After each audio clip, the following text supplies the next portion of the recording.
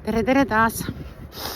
Ma nüüd olen sattunud hoogu, aga mul on üks tähtis teadaanne või siis märkus, et need inimesed, kes käivad spaades, ujulas koos lastega näiteks ja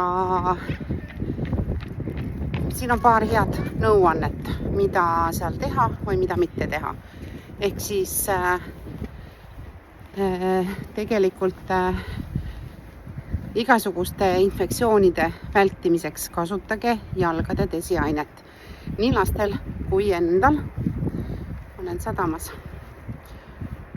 Ja kuna inimesed, kes spaades käivad, eriti vanemad inimesed, et tegelikult nende jalad on igasuguseid erinevaid infektsioone täis.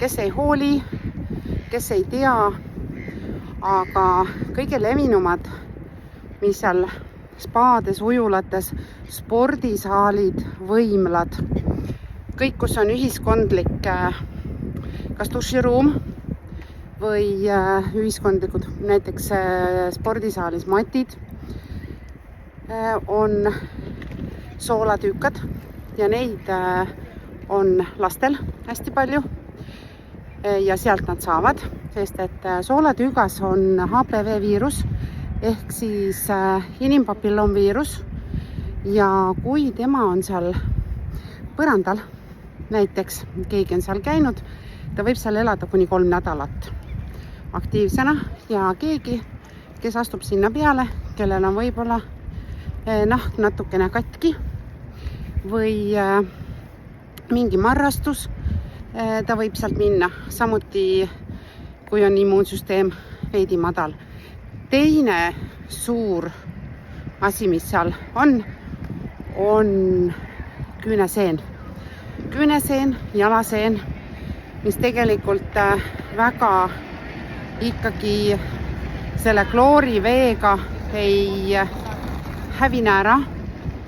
Mina olen juba aastaid tagasi lõpetasin ära spaas käimise, sellepärast et see, mida ma seal nägin, oli ikka päris jube. Vabandust. Ja 3 nõuannet.